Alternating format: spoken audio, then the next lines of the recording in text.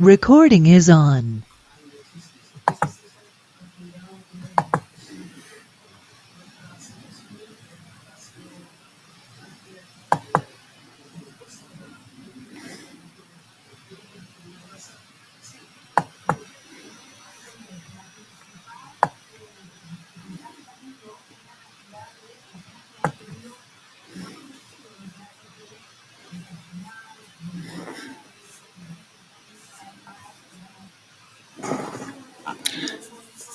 El tema que veremos ahora se titula Agitaciones y su descontento, del genial físico-matemático Brian Greene, de su obra maravillosa El tejido del espacio-tiempo. Hasta ahora solo hemos discutido agitaciones cuánticas para campos que existen dentro del espacio. ¿Qué pasa con las agitaciones cuánticas del propio espacio? Aunque esto pueda sonar misterioso, realmente es solo otro ejemplo de agitación de campo cuántica, un ejemplo, sin embargo, que se muestra particularmente problemático. En la teoría de la relatividad general de Einstein, estableció que la fuerza gravitatoria puede describirse por deformaciones y curvas en el tejido del espacio. Demostró que los campos gravitatorios se manifiestan a través de la forma o la geometría del espacio y del espacio-tiempo con más generalidad. Ahora bien, igual que cualquier otro campo, el campo gravitatorio está sometido a agitaciones cuánticas. El principio de incertidumbre asegura que sobre escalas de distancias minúsculas el campo gravitatorio fluctúa arriba y abajo. Y puesto que el campo gravitatorio es sinónimo de la forma del espacio, tales agitaciones cuánticas significan que la forma del espacio fluctúa aleatoriamente, estocásticamente.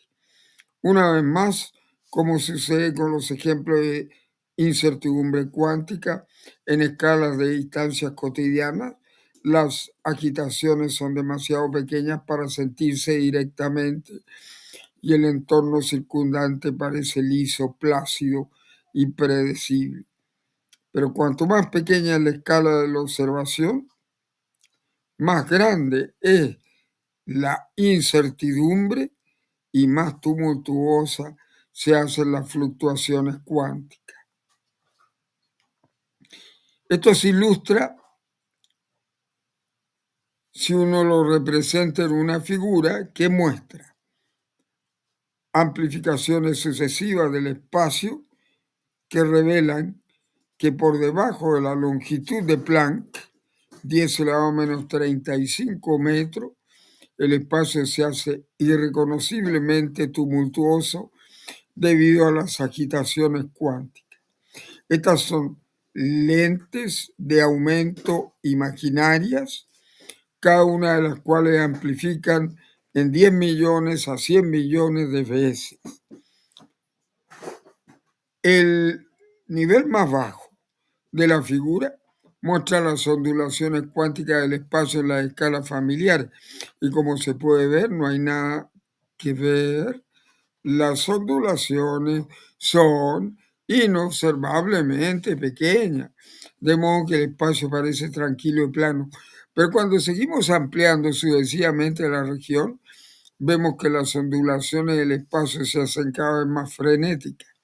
En el nivel superior de la figura, que así podríamos representar, que muestra el tejido del espacio a escalas más pequeñas que la longitud de Planck, una 1000 billonésima de trillonésima de 10 elevado a menos 33 de centímetros, el espacio se hace un caldero hirviente de fluctuaciones frenéticas. Como deja claro la ilustración, las nociones habituales de izquierda, derecha, atrás, adelante, arriba, abajo, quedan tan revueltas en el tumulto ultramicroscópico que pierden todo significado.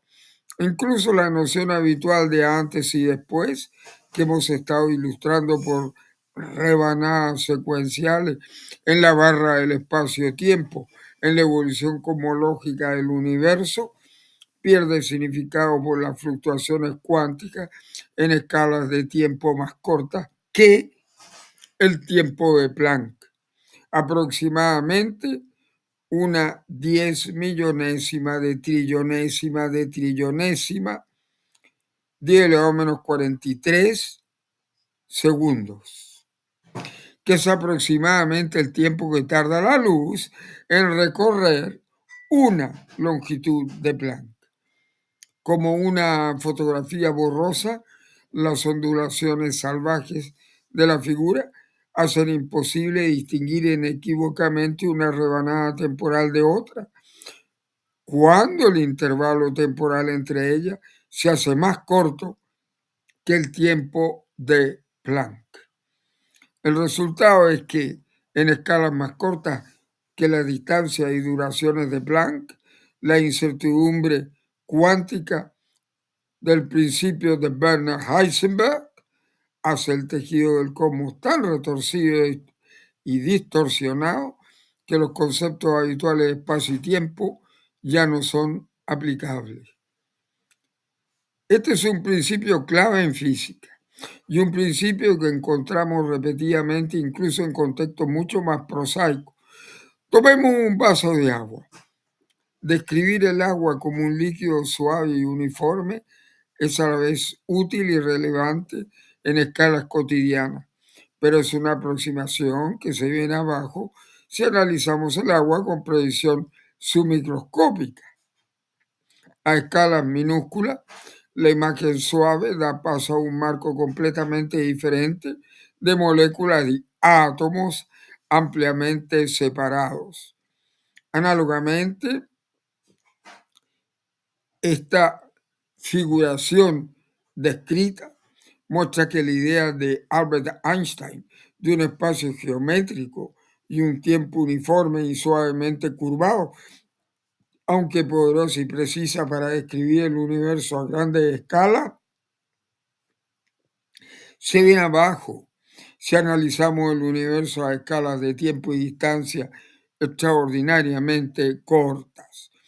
Los físicos creen que, como sucede con el agua, la imagen suave del espacio y el tiempo es una aproximación que se dé paso a otro marco más fundamental cuando se considera a escala ultramicroscópica. ¿Cuál es ese marco? ¿Qué constituye las moléculas, entre comillas, y los átomos, entre comillas, del espacio-tiempo? Y es una cuestión que actualmente se persigue con vigor, todavía en fase de ser resuelta completamente.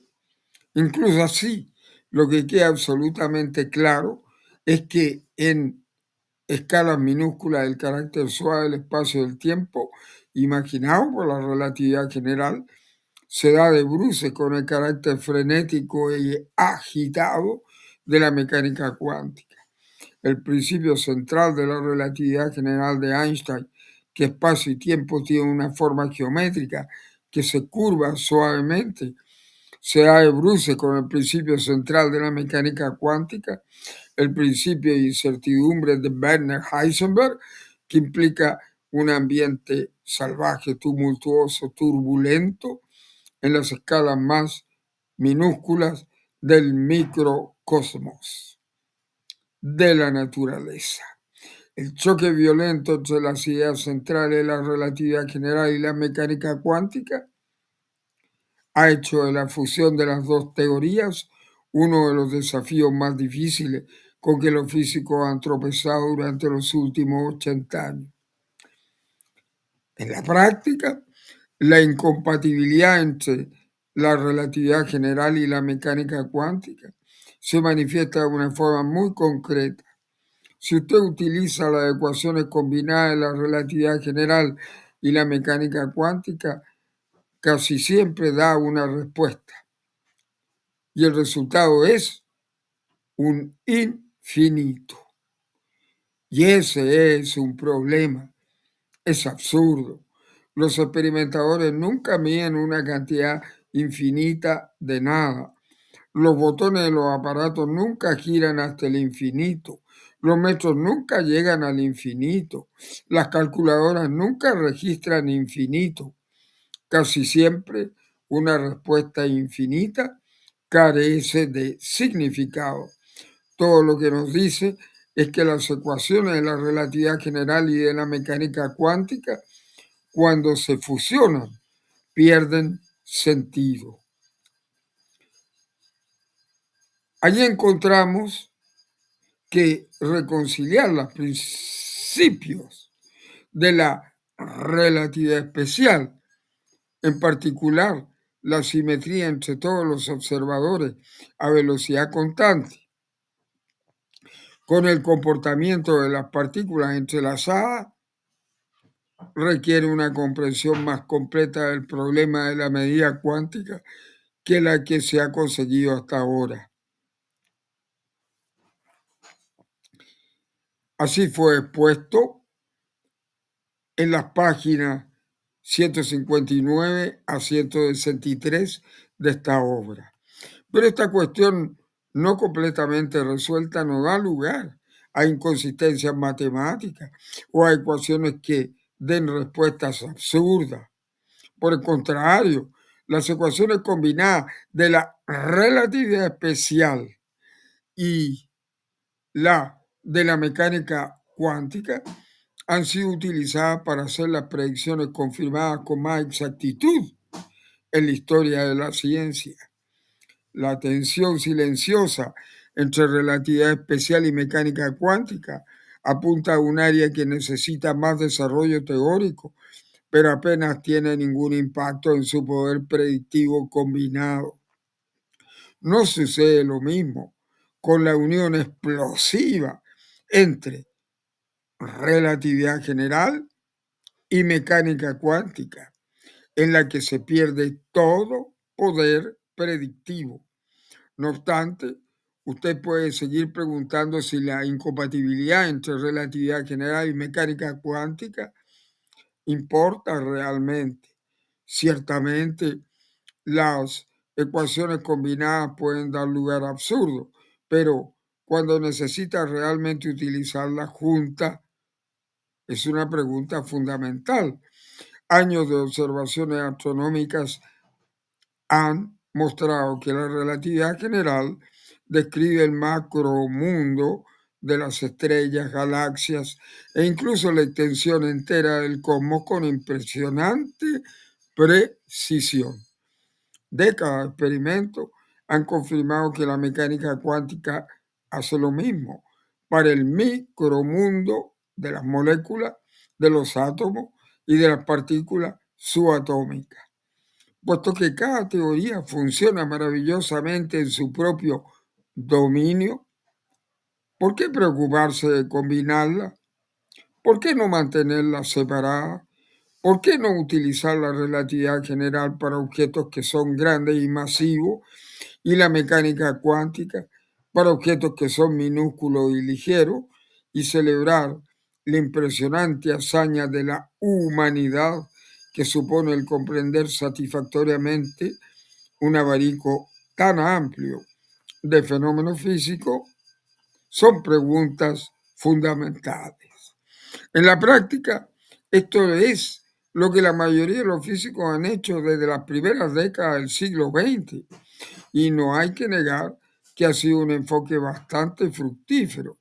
El progreso que ha hecho la ciencia trabajando en este marco disjunto es impresionante. Sin embargo, hay varias razones por las que el antagonismo entre la relatividad general y la mecánica cuántica debe reconciliarse. He aquí dos de ellas. En primer lugar, a un nivel visceral y difícil aceptar que la comprensión más profunda del universo consiste en una unión incómoda entre dos poderosos marcos teóricos que son mutuamente incompatibles. El universo no viene equipado con una línea de arena que separa los objetos que son adecuadamente descritos por la mecánica cuántica de los objetos adecuadamente descritos por la relatividad general. Dividir el universo en dos dominios separados parece artificial y caprichoso. Para muchos esto prueba de que debe haber una verdad más profunda y unificada que supere el abismo entre relatividad general y mecánica cuántica y que puede aplicarse a cualquier cosa.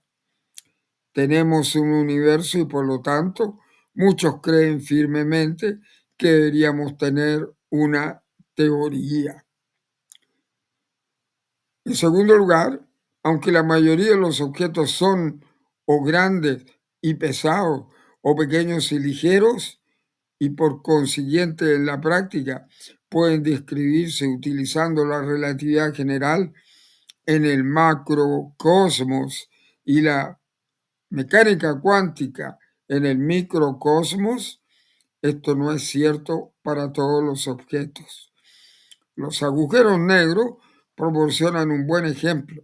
Según la relatividad general, toda la materia que constituye un agujero negro está comprimida en un único punto minúsculo en el centro del agujero negro, su singularidad, un punto geométrico del espacio con una energía materia casi infinita y una temperatura casi infinita y una distorsión del espacio-tiempo casi infinita.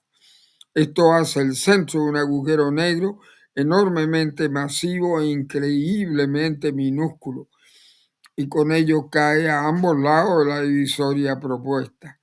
Necesitamos utilizar la relatividad general porque la masa grande crea un campo gravitatorio importante, y también tenemos que utilizar la mecánica cuántica porque toda la masa está comprimida en un tamaño minúsculo, su singularidad. Pero en combinación, las ecuaciones dejan de ser válidas, de modo que nadie ha sido capaz de determinar lo que sucede precisamente en el centro de un agujero negro. Este es un buen ejemplo, pero si usted es un escéptico real, aún podría preguntar si esto es algo que no dejará dormir por la noche. Puesto que no podemos ver dentro de un agujero negro a menos que saltemos a su interior, y además si saltamos al interior no seríamos capaces de comunicar nuestras observaciones al mundo exterior, nuestra comprensión incompleta del interior de un agujero negro quizás no le parezca particularmente preocupante. Para los físicos, sin embargo, la existencia de un dominio en el que dejan de ser válidas las leyes conocidas de la física, por muy esotérico que el dominio pudiera parecer, levanta las banderas de alarma. Si las leyes conocidas en la física dejan de ser válidas bajo cualquier circunstancia, es una clara señal de que no hemos alcanzado el conocimiento más profundo posible.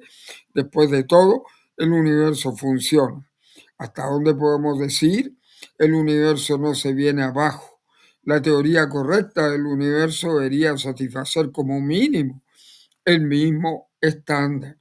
Bien, eso ciertamente parece razonable, pero para mí la plena urgencia del conflicto entre relatividad general y mecánica cuántica se revela solamente a través de otro ejemplo. Si usted mira de nuevo lo que hemos explicado en forma de una figura imaginaria, como puede ver, hemos dado grandes zancadas al comprender una historia consistente y predictiva de la evolución cósmica. Pero la imagen sigue siendo incompleta debido a la región borrosa cerca del nacimiento del universo. Y dentro de la neblina de estos primerísimos instantes hay una intuición sobre el más tentador de los misterios, el origen y naturaleza fundamental del espacio y el tiempo. ¿Qué nos ha impedido penetrar en la niebla? La culpa recae directamente en el conflicto entre la relatividad general y la mecánica cuántica. El antagonismo entre las leyes de lo grande y de lo pequeño es la razón de que la región borrosa permanezca oscura y todavía no tengamos una idea de lo que sucedió en el comienzo mismo del universo. Para entender por qué, imagine cómo pasa